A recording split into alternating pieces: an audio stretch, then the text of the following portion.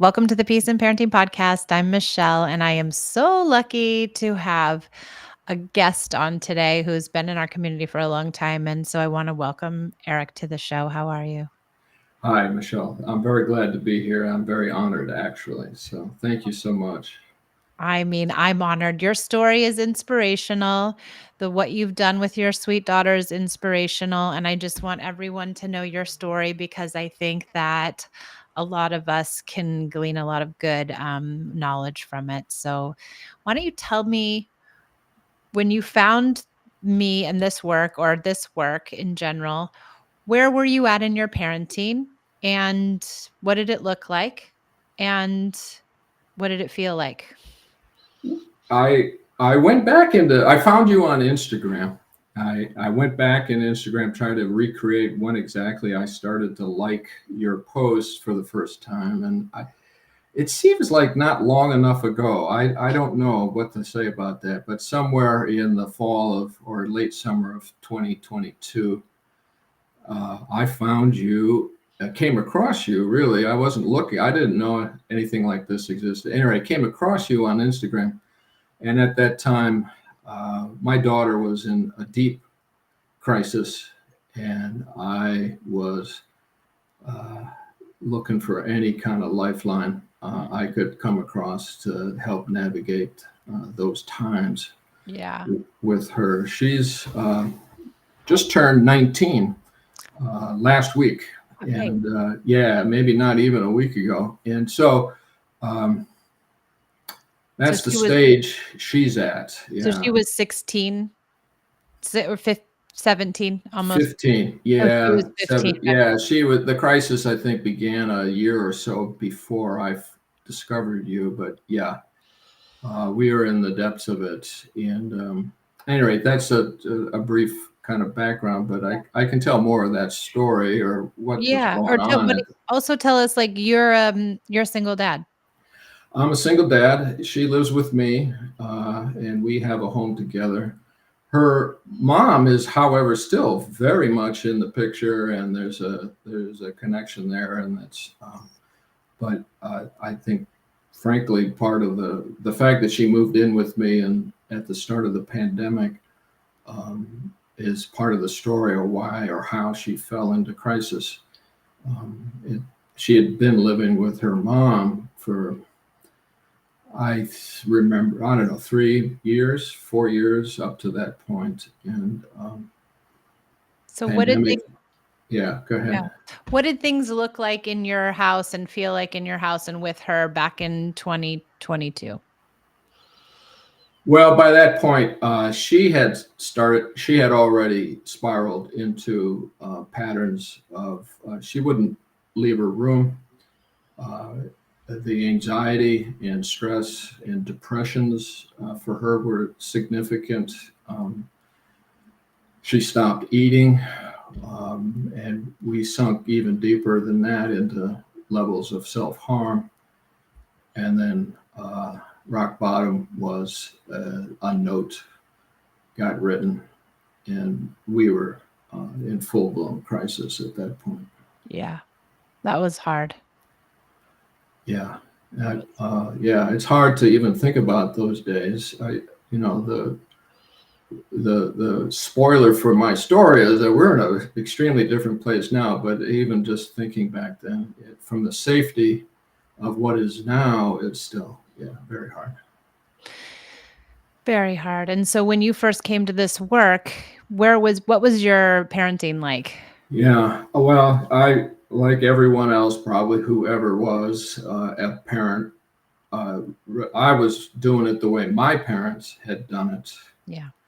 I one of the early learnings I had, I'm a very different personality than my daughter, and I was first attracted to your information, Michelle, because you talked about a strong-willed daughter that you were had been your crucible, if you will. Mhm. Yeah. And so I have my girl is a defiant, tender warrior girl child. And she just came into the world from the get go that way. Yep.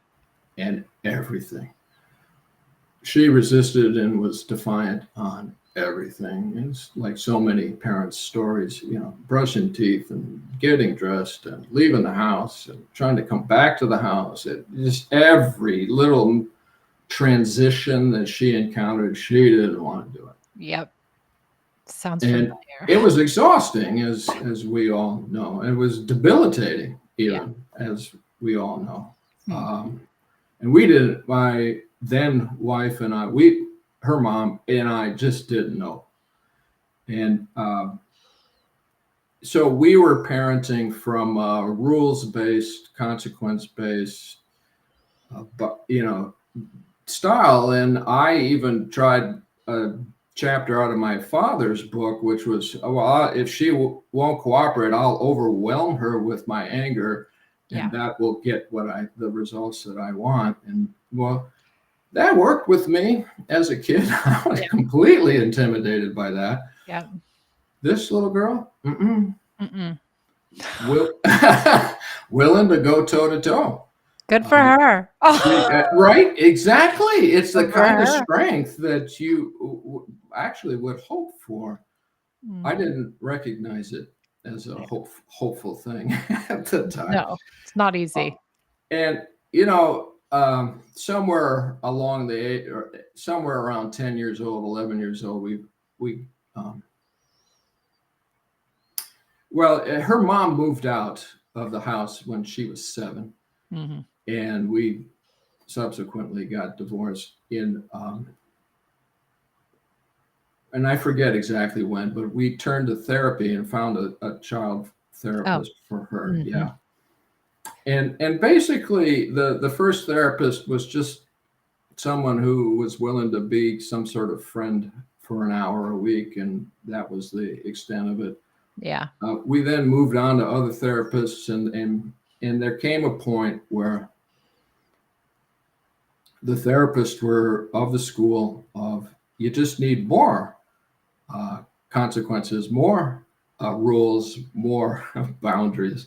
Yeah. And I, at that point, so much water was under the bridge, so to speak.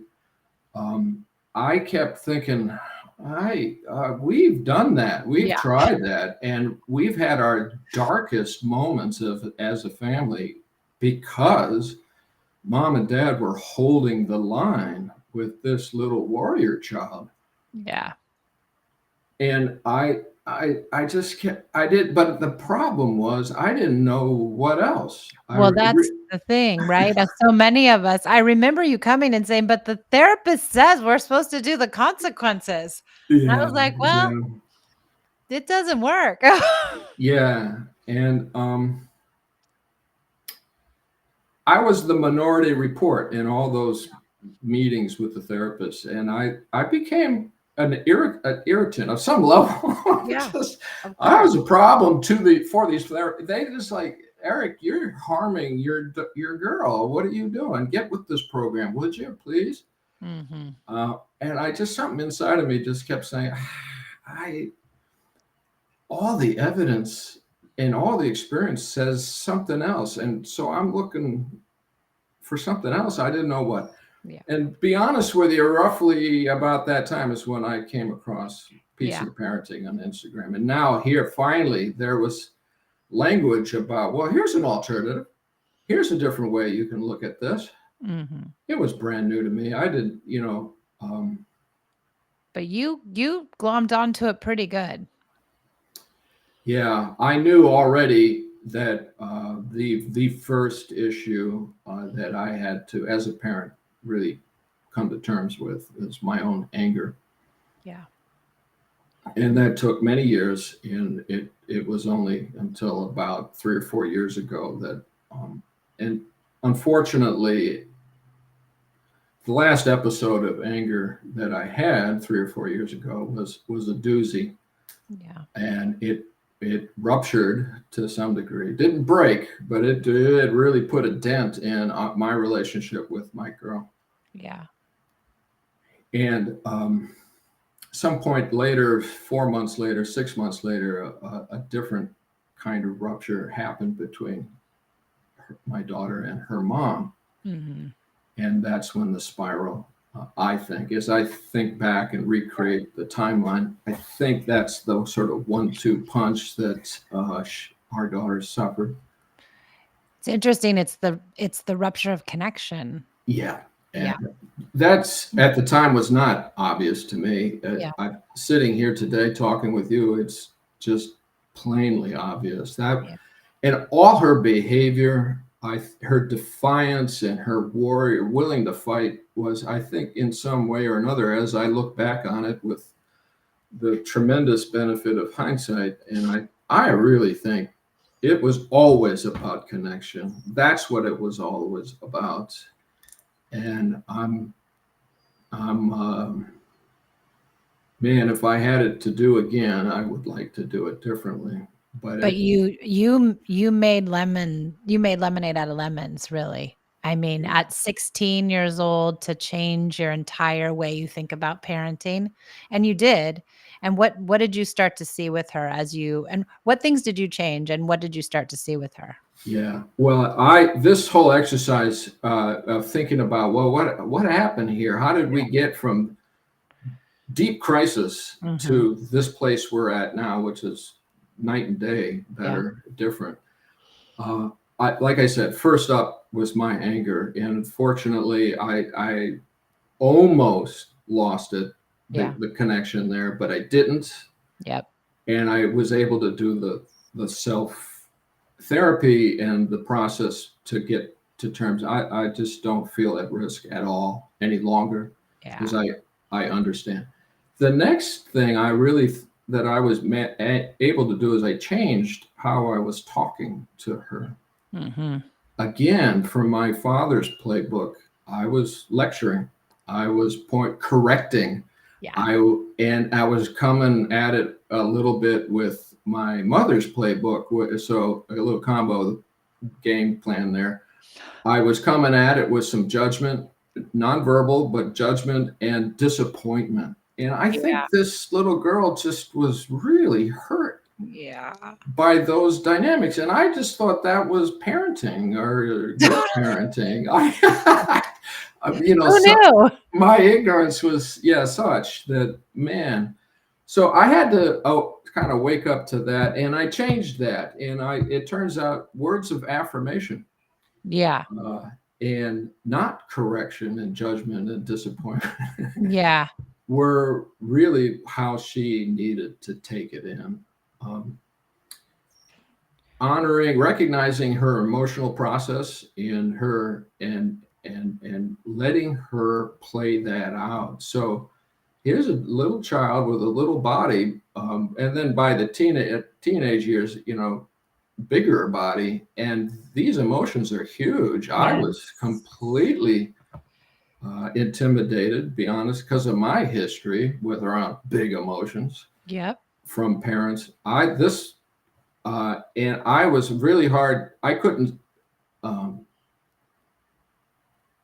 I couldn't tolerate it for many years. It was just I had to stop it. I had to squash it. I had to put it down and make it stop.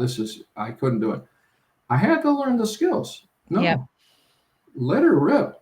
Go for it. I can now sit here at the end of your bed while the storm rages. Yes. It's not about me, Yes. and it's okay. And I found that once I found that capacity in me, sure, she would rage and she would storm, and then she needed me to leave her bedroom. Leave, Dad. I need to be alone. And I had to honor that and trust that. Back when we were in crisis, that was a very scary. I'm not so sure I should leave you alone. I have no idea.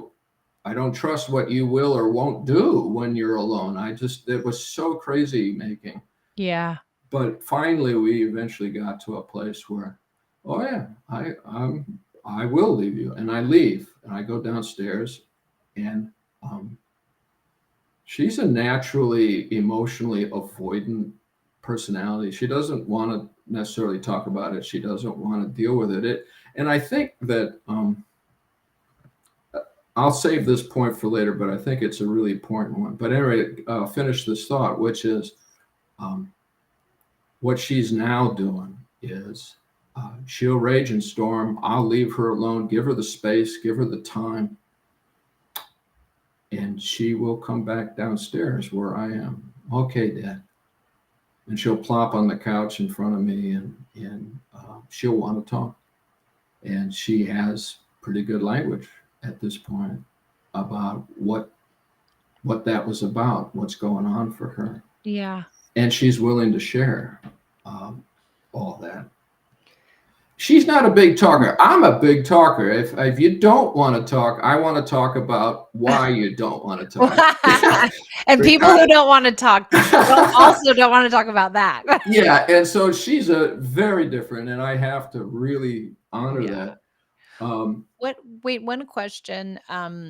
So what was it like also getting rid of punishments and consequences in that piece? And well, at the time, the risk was by doing so, I was indulging this child. And therefore risking her development. And I've heard you say on a different podcast kind of recently, this notion of, well, that just produces an entitled child. And my experience, it could not be more opposite of that. yeah. And I really, therefore, in my case, in my child's case, really have learned that that's not right.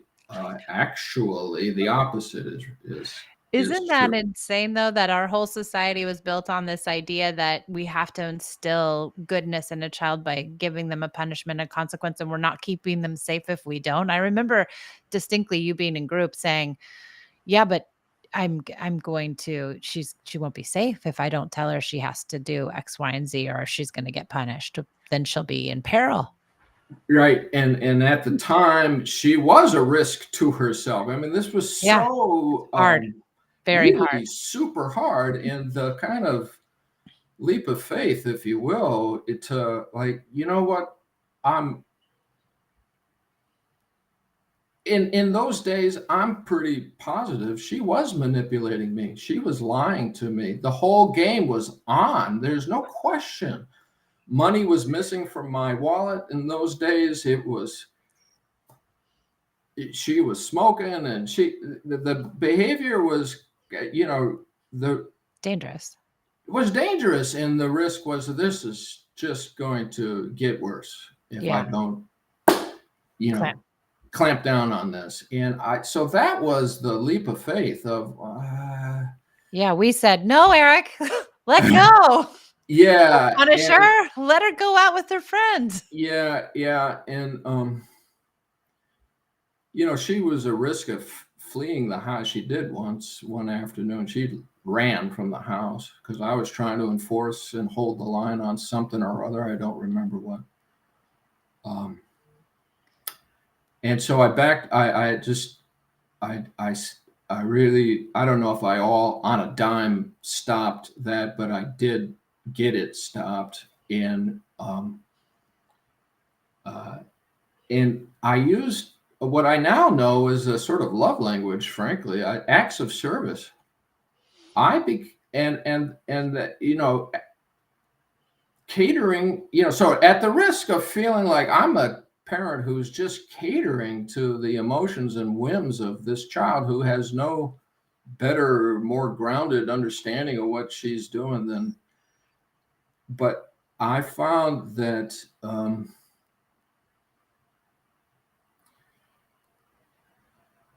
that was perceived by her as help.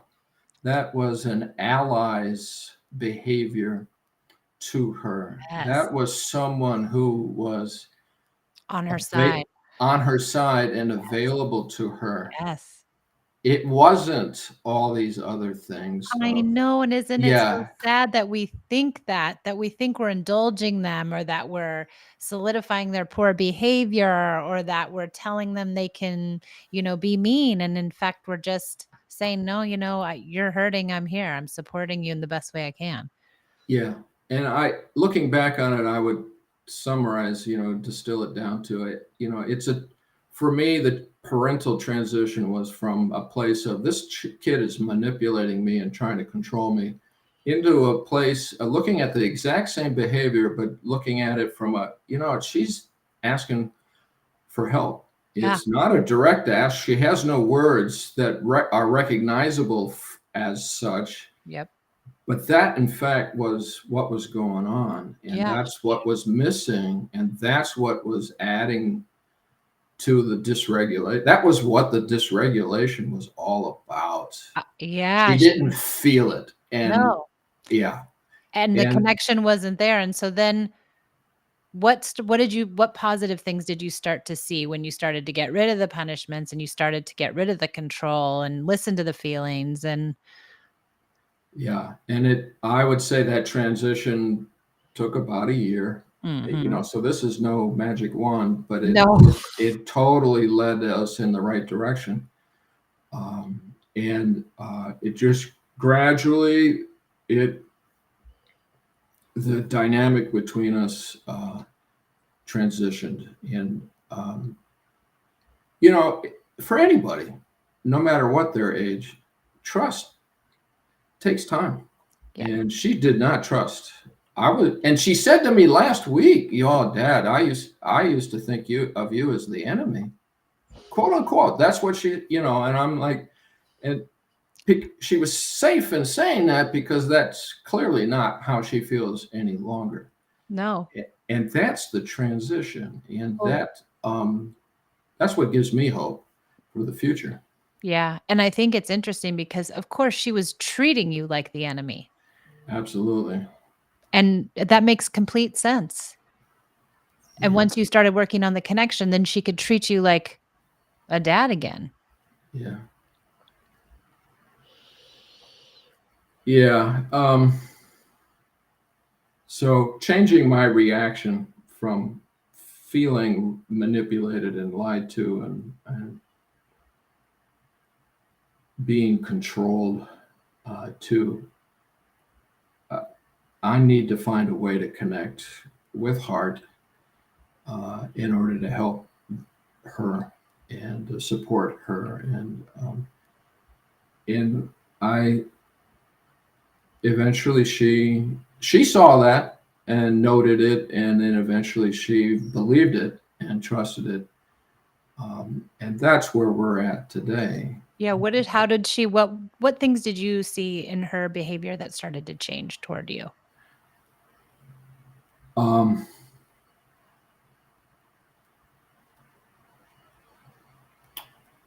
More willing to spend some time with me, Mhm. hanging out Yep. time. She started to eat. She's now eating and cooking for herself. And Yes. I just as an aside, I used to cook for her all the time, and then that went by the wayside entirely. And that piece is not all the way back.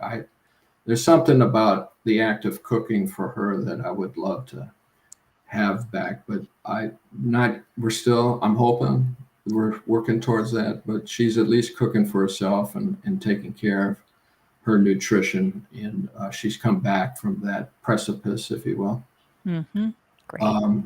Yeah, she shares now on her own volition. She wants to tell me stuff. I know stuff about her private life that she would never have shared before. She comes to me, I think, it's never overtly so, but she's coming for my opinion, and she's coming for, oh, what do you think, Dad? This is what's going on. Um, she allows me to ask her questions about, what about this? What about that? Mhm.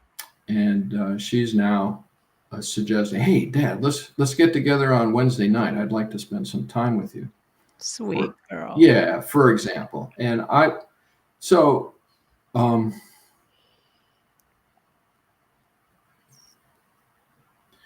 one of the really interesting things about this journey for me is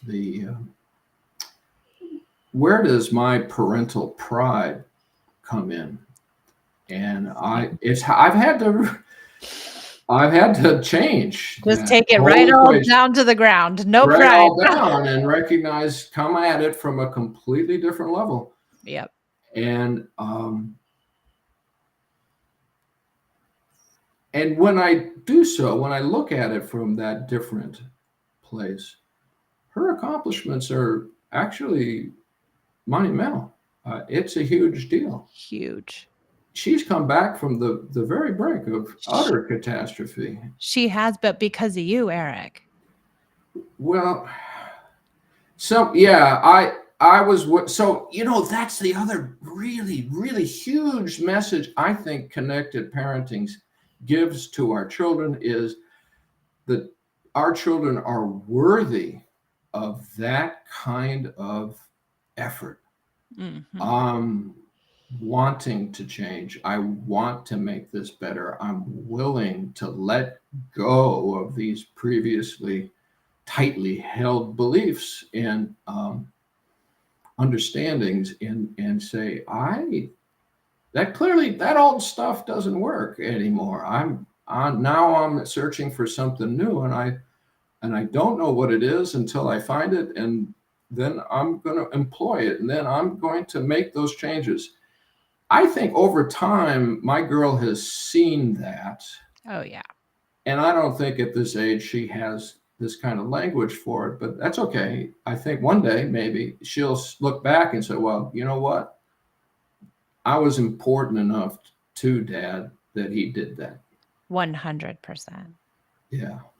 Because the change you made isn't a change everybody is capable or willing to make. And when she gets older, she's going to realize that, right? How hard that is. Yeah. Yeah. And she'll get her turn at bat for that kind of These parent. poor Yeah, that's right. kids. Poor kids. It'll come. Yep. Then she'll do what she can do, and it'll be good. Yeah. What did you see more cooperation with her, more willingness to follow your lead, more willingness to participate in the house, like that kind of stuff? Yeah, and Yeah. the first thing, that a big thing, she hadn't cleaned her room in a really really long time, and it was Oh, I very, remember this. yeah, it really difficult to go up in that space. Yeah. Oh man, now she's taking care of it.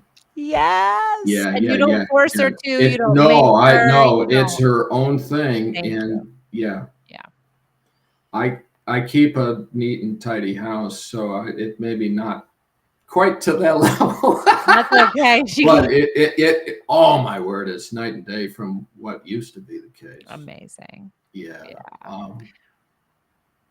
Uh, much more willing, much more collaborative, much more communicative. Um, Yeah, those absolutely, the tone and nature of our relationship and our day-to-day back and forth is really not so one might say, well, that comes with age, she's 19 after all, as she's getting there, so forth. So Well, does yeah, addiction, and so does yeah, running I away, and I so does all kinds of things come with I age, so that's right. And so I think that it's all starts with this transition into connectedness. yeah, I agree. And that's what's brought and so now, she graduated from high school this past fall, and there were times during her 4 years where I I didn't think remember. this was going to happen. I really thought I remember distinctly you coming into a meeting and saying like, "Well, she's just gonna flunk out and I have to like she can't do X, Y, and Z if she gets this grade and that grade." And I was just like, "Then let her flunk. It's not worth it at I this moment. She's too in peril. Let her flunk." and that was scary I and know. really hard, and now she found it within herself to finish up. Good. And so she's got her sheepskin, as we used to say. Yep, good. Um, and so the question is, well, what now? She'll And find her way. yeah, and I've actually, and this is what I was leading up, I wanted to say, I've been actively, whenever she comes around and wants to talk about it, I say, look, sweetie, I think you have had such a difficult 4 years. Your body, your nervous system, you've been through the ringer. Yeah. And I think you need some healing time. I think you Yes. need some rest time.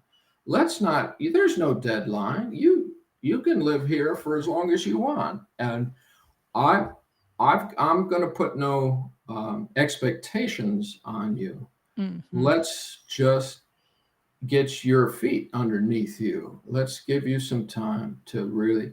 And I think that that's an approach for her that's really going to result in something beautiful. That I autonomy for a strong-willed kid is Yeah. like that's the playing ground they need to come up with their own great decision, and she'll get there. She has no lack of internal strength. Yeah. She can, and she will get there. Yep. And I can't wait to see what she comes up with. Really. Oh my god, that's so exciting. Really Yeah. exciting. What advice do you have to give to anyone out there that could be in your situation or a similar situation or someone just trying this stuff out? What do you say to them?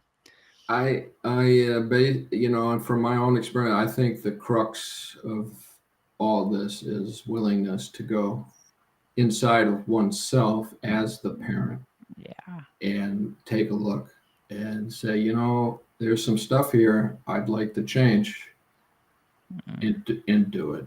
And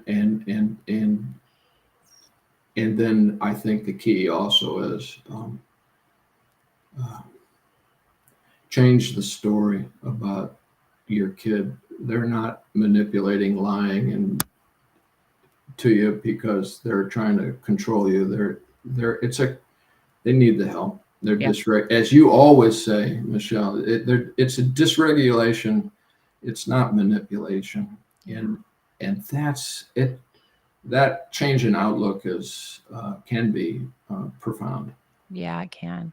Well, you just took it all and ran and did an incredible job with your daughter, and watching you and doing the whole watching you, like, change it was a joy. Yeah. Hard in moments, but a joy.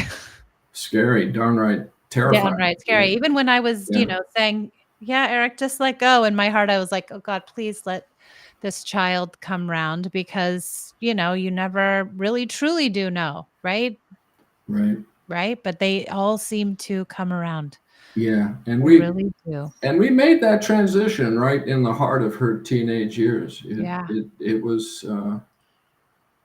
Not an uh, easy time to do it. no, a Really. little extra hard time to do it, Yeah, the worst time to do it. but it can be done. It can be done and it works for kids who are 25. It works for Yeah, anybody, any relationship, yeah, that we have. yeah, right. Eric, thank you so much. I so Oh, appreciate you thank sharing this space you. with me and talking to Yes, me, and I love your story, and I'm so excited to see what she'll do next. thank you, Michelle. I'll be in touch for Okay, sure. okay, good.